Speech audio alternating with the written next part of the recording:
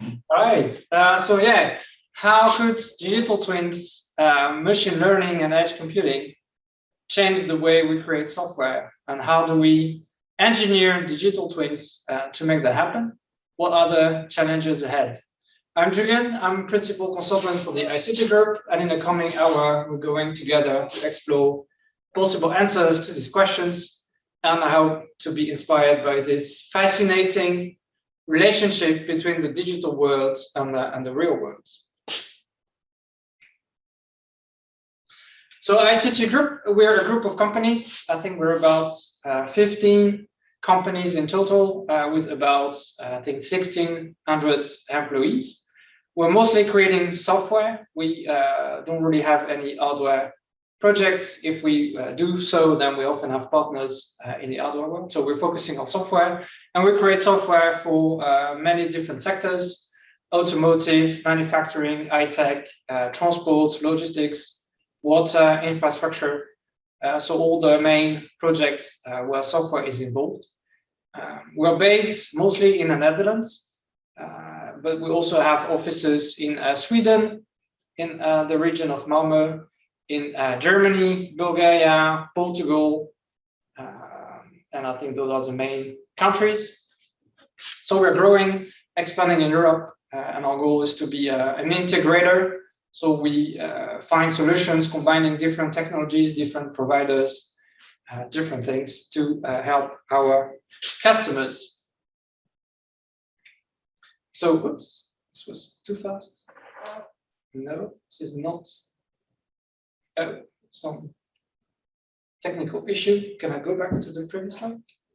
Mm-hmm. Yeah, great. So digital twins, machine learning, and edge computing. Those are three developments, three technologies that I want to talk about today and share with you what we've done so far.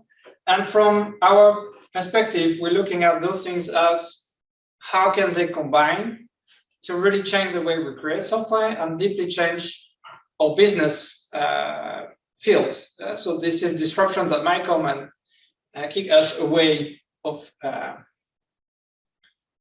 business. So it's important for us to look at them and see, okay, how can they be combined in helping us to create software, and how are they going to change the way we work so far.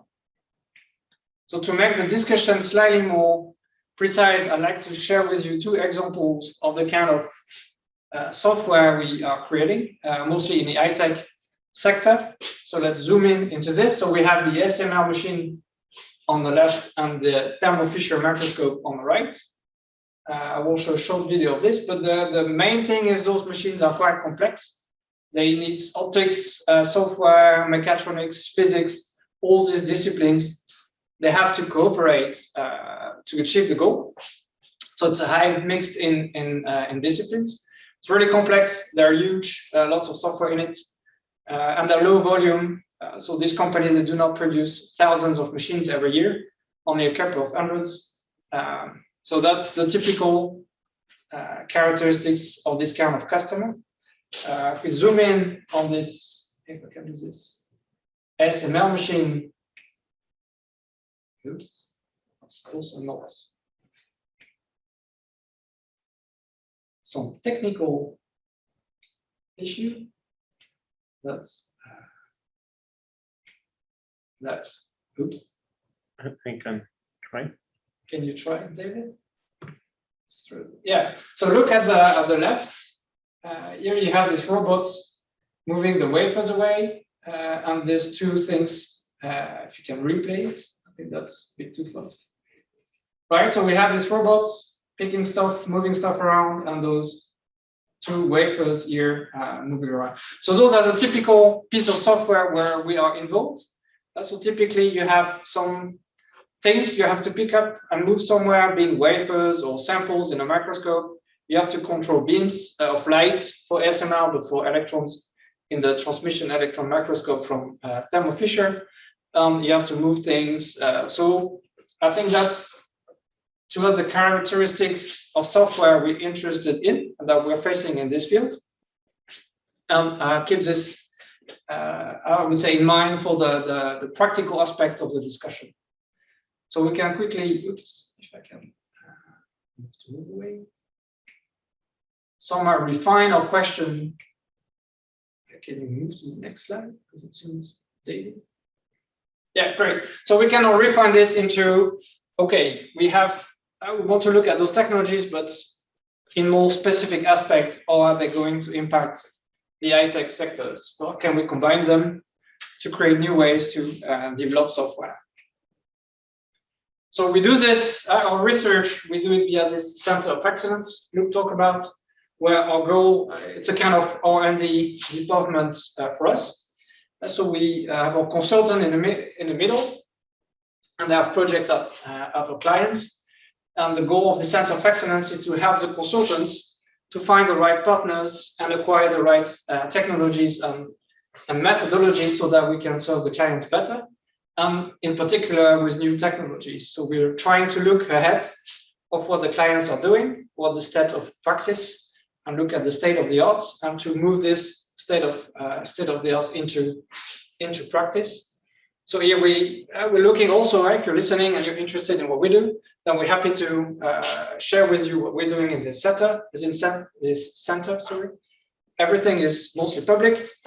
That's the goal. We try to create demonstrators that we can share. That are publicly available so that we can cooperate and easily check whether we can apply these new technologies, apply this partner to our clients.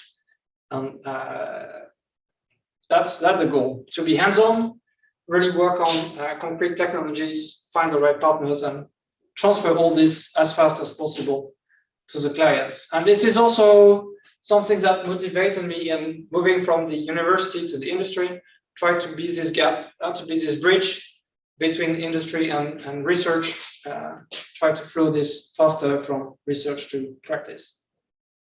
So let's sketch this new idea, or this, let's say, vision that we have, and how we could do software engineering, but using machine learning, digital twin, and edge computing. So basically, you would create a digital twin of the system you want to work. We're going to look at this example later.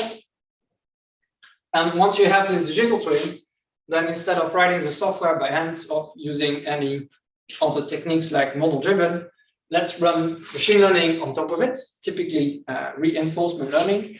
Then you learn a neural network from this learning that you then deploy on the edge computer, controlling your machine. And that's what I was referring to at the beginning. There must be a relationship between these two artifacts, because somehow you want to learn something in a digital world, but then use it on a real world.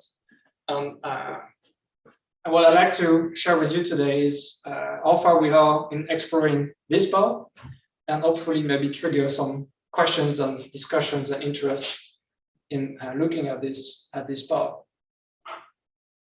So the first thing is, the first challenge is the creation and precision of the digital twin. So somehow we need to be able to quickly create them. That's important. It can be complex, and there is costs, and there are costs related to this. But also, how precise should they be? And we'll come back to this question later. How much, at what level of abstraction are we going to work, and how realistic should it be to be able to be applied to the real world? And machine learning, can we learn such complex functions that we have in those microscopes and lithography machines? Can we learn the planning and the orchestrating of the events in an efficient way? That's one thing. And the other thing is, how big are the networks, and how fast, that's maybe the embedding. So once we have those networks, how big are they? How complex is the inference? Can we do it fast enough to control the system at the end? And the safety, AI is known not to be precise. So you have a neural network, but from time to time, the output will completely be off compared to what you expect. So you need somehow to solve this, because those machines cannot make too many mistakes. So this is the overview. Let's dive into some more details, focusing on digital twins, because I think that's the enabling technology. If we can create those digital twins fast enough and precise enough, then this will enable all the rest. So for us, digital twin is anchored in what happened in the gaming industry. So here they developed for years very, very good engines in doing 3D models, but also realistic physics. So somehow you can, those gaming engines are kind of technology to simulate the real world. So you don't have to write specific simulators for all the things you're interested in. You have a world with gravity, with all the physics in place. And the two main engines are Unity and Unreal. And we are mostly using Unity, mostly because we have a good partner in Eindhoven who are based on Unity. But I think there are other engines that are as good as Unity. So let's have a look at an example. That's our digital twin for our small factory model. And I think the video tries to show also what we mean by having this relationship between the two objects, that somehow they really look alike and they're close to each other. And of course, if you zoom in, you might see differences. So here we have nice ICT group logo. They're not on a real machine. The colors are a bit different. If you really zoom in into the details, and you see differences, but also if you take back, if you abstract away from those details, and they're really looking the same. It's the arm is moving, and you have the running belts. The digital one looks really like the real one. Here the same, the arm is doing more or less the same thing that the physical object. And that, to us, the key aspects in defining those digital twins. At which abstraction level do we want to do the learning? This means that what is the interface to that digital twin? And it should be matched in a physical object. So yeah, if we look at a definition of a digital twin in this context, and I think we can go quite deep in informal method there. I won't give you a course on equivalences, but let's have a look quickly. So the idea of those behavioral equivalences is to define when two things are equal. When we have two systems, when do we decide they're the same? And the idea is to set up an interface, so how to interact with the system. And the goal is to say, if I can send, it's kind of black box technique, if I can send commands to my system and I can observe some outputs, if I never see a difference, they're equal. In other words, if I cannot build a sequence of inputs and outputs, I will bring those two systems to give me different outputs, then they're equal. It's a kind of trace equivalences where we do controlled observations. And the idea is if the two systems pass the same amount of the same test cases, then they're equal. Right? And this interface here defines this abstraction layer. So what is the interface? Oops, it's going too quick. Yeah. So what is the interface we have to the system? And this defines at what abstraction level we're going to work. And here we did some theoretical work to say, what is the test theory that we need and the constraints on this test theory to have this equivalence, because often the equivalence is not there. It's it's an implication. It's a subset relation. Here we really want equality. But this is the first step in engineering those digital twins. To do this, machine learning later, define this abstraction layer and work with it. So we also found a way to automatically test whether this equivalence holds. So in model-based testing, that there is also a company in the Netherlands, Axini, doing model-based testing. So they generate test cases from the model. And here the idea is to capture all the requirements of equality. What are the test cases that we want them to pass to be equal? And then we can automatically run those test engines and generate a test case. So we have a way to formally define what we mean by being a twin, and this trace equivalence somehow, or this test equivalence. So we can mathematically define what equality means and what being a twin or being twins mean. And we have a practical way to test whether these two objects that we have, this physical twin and this digital twin, really are twins according to our definition. If you want details, I can give you more details, but for now, the main message is we can formally define being a twin, and we can also practically check that this is the case.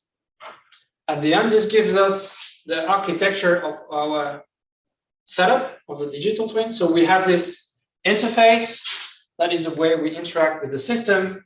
They have to be implemented in the same way in both the real world and the physical world. And here, for instance, we have an OPC UA server, and OPC UA is a way to communicate between machines and other machines. It's a kind of standard for this. So we have to exactly match this in our twin to make sure that the calls at the hardware interface are the same and the behavior is the same, so that you can plug all the other things on top of it, and you don't really know if you're talking to the physical or the digital twin. Here we use Perspective, a small company in Eindhoven doing digital twins, and a nice thing with Unity and the other open firmware that we can plug in our custom code in there to really make sure that the interface of the digital twin matches the physical one. In practice, there are hard restrictions on the hardware controlling the digital twin for the OPC UA server of all the things. So it's really hard to have the physical one match the digital one. But here we have control, we can do whatever we want. So we can easily program the twin in a digital world to be exactly the same as the physical world.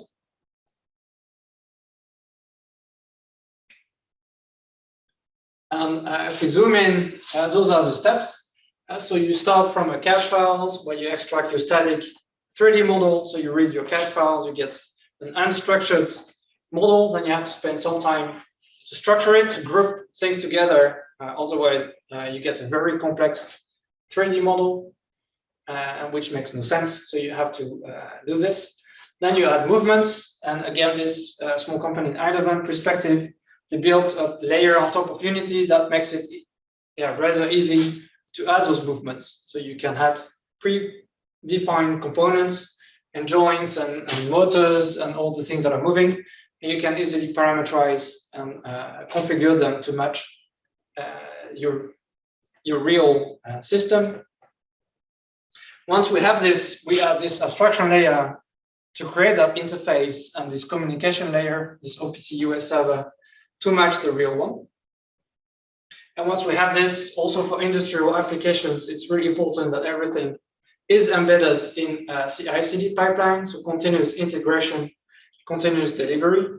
So here you have to get your digital twin also in the system so that you can automatically run tests to make sure that any change you've made in your twin is still passing the tests that define your twin from the beginning. And here we also use Docker for some build environments. So this is the whole process to engineer the digital twin to make it possible to do the machine learning. So once you have this digital twin, you can do many different things. One thing is you can create software, and that's what we're doing now. So we're building up the higher levels of abstraction. So the supervisory layer, we're building this on top of this abstraction layer. So we have this interface, and in software, we can now develop against that interface, completely ignoring whether it's a digital one or the physical one. So somehow we abstracted this away. And this is very nice for working from home, because we're all mostly working from home now. So you don't have access to the hardware, but you can already do quite some developments at home. Demos, remote training, and of course, we're playing with all the technology we can in model-driven engineering, like design from Verum in Eindhoven, and we have Coco from the UK, and maybe more. If you have nice model-driven technologies, we're happy to apply them as well. And what we are getting close to now is getting those controllers ready and to check that, we have developed them against the virtual worlds. how are they doing against the real systems. And we're really close to do it. I wish we had it done already, but there's some, you really need to get those two interfaces really equal between the OPC UA, for instance, you have in the virtual world and the digital world, and the real world, sorry, they really need to be exactly the same. And there, yeah, if you have multiple people working in different teams, then it's not so easy to keep everything exactly the same. But we're getting there, and again, I think in principle it should work because we really abstracted everything away in this interface. And you developed again the virtual twin and you deploy smoothly again the physical twin. The other thing, the student finishing this week worked on robustness testing. So the nice thing in the digital twin is it's digital, so you can break it in any way you want, and you have no worry about breaking things that you cannot repair. You can restart the digital twin, and everything is fine. Which, if you look at the SML machine or the Thermo Fisher microscope, no way they will let you break anything because it's just too expensive. So we worked on creating some models like the testing we do to ensure that the twins are actually twins, to randomly and some inject errors in actually our digital twin, so that we can test the robustness of the software working on this. And it's something that in practice is really hard to do, to test those robustness, because you need very complex simulators that you can configure in many ways. In practice, you just don't have them. So even in simulation, it's really hard to do. And in practice, it's just impossible. If you would look at the tunnel on the sand, you will not put the tunnel on fire just to test whether things are working. Well, you can do this. You can break it in any way. And then you have tools that help you to randomly break and repair and see what your software is doing against this. So this is very promising as well. And this is the first step. So already just having a good digital twin, nicely engineered so that it matches your interface to your hardware, already brings interesting use cases. Well, let's have a good look at machine learning on top of it. So once we have this copy, this virtual thing, then we can also do machine learning. Again, this is something you will probably not do in real life, because doing reinforcement learning on a real machine, you will also break it. And this is just impossible. And the inspiration here comes from, oops.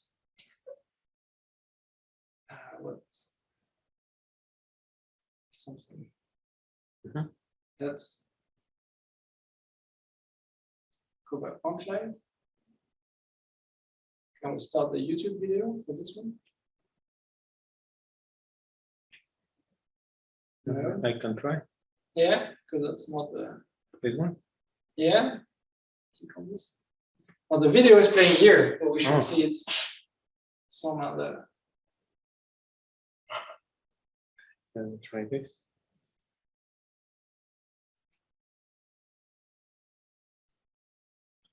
We lost the synchronization. Mm-hmm. If it doesn't work, we just have the. Yeah. You can stop. That would be nice. So this is I think my inspiration there came from another video, but it's very similar to this, where in Unity, they built in ML agents or machine learning agents. So it's very easy to use. It's built in, so you can create your models, and then you have access to many different reinforcement learning algorithms.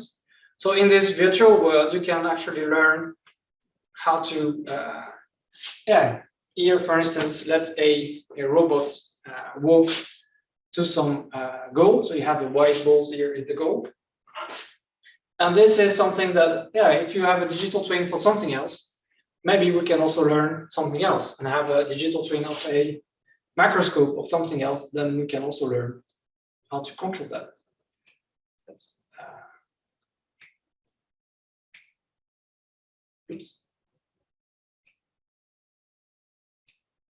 Yeah, no, so this is another experiment we did on our digital twin. So the small factory we have seen before, where the goal is to learn how to control this arm to reach this white ball here without colliding with the other pieces in a system.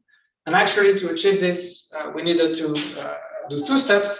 The first step is to learn collisions, so to create a model of what are the possible movements that could create collisions.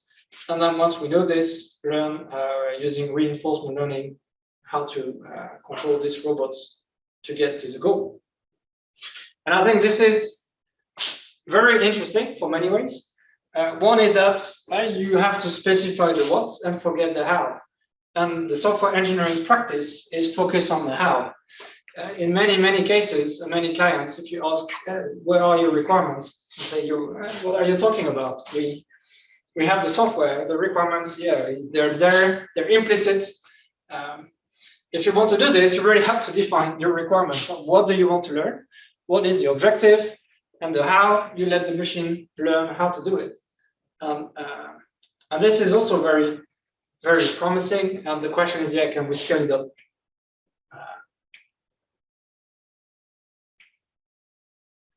Can we scale it up to remove this this part that we are doing now by hand and replace this by something that has been learned and then deploy on the edge? So let's have a quick look at this edge deployment. So there have been tremendous progress in the power that is available also in the industrial context. So here you have a USB stick where you can do neural inference, but also now all the major vendor of PLCs, programmable logic controllers, which are the hardware controlling the factories and the big machines. They also provide you with modules to do inference. So for now, they're a bit limited, but I expect that in, I don't know, half a year, maybe a bit longer, you will be able to execute any kind of inference network, to do inference on any kind of network on the edge, so on this kind of controller at a very high speed. Here we tried with our Learn network to deploy this on our PLC. And I think for the collision detection, this was no problem. The network was simple enough so that we could directly store it on the PLC and then it was working. But for the network controlling the arms, this was not possible for now because the structure of the network was too complex for the PLC. And we could have transformed the network and so on, but here we mostly the users. So it was not possible yet, but I really believe that this is a matter of time. And yeah, we use the first version of the module for inference from that provider. I think that's already great that it was working, but it has to be better in the future. But that will come. I think there is no question to this. So yeah, efficiency is one thing. So how efficient can we do inference on this kind of controller? I think it's a matter of time, and we will be able to do quite a lot. And there are many companies doing hardware, dedicated to this inference. But the most interesting, or at least to us, a more open question is, how do we handle the safety issue? So we have a network, it's a black box. How can we be sure that it will always do something expected? Can we do learning with guarantees? Can we guarantee that the network will have some properties by construction? Should we shield our network with some runtime monitors or some interface that are checking that everything is working as expected? So for now, here we have many more questions than answers. We're less sure about what to do, and we haven't explored a lot there. So if you're interested, we're also happy to cooperate. So let's quickly conclude. So this is the main goal, to do machine learning on a digital twin, to engineer a digital twin so that it matches the physical twin. We provided some definition of this. And once we have this, learn the software, actually learn the neural network that will control this digital artifact. And once we have learned that network, do the inference on the edge on a real system. And to me, the really fascinating aspect is this implicit relationship between this physical twin and this digital twin, that somehow they're linked enough that we can learn in the digital worlds and then deploy on the real worlds without problem. So that was what I had to say. Thanks a lot for listening, and I'm happy to enter discussion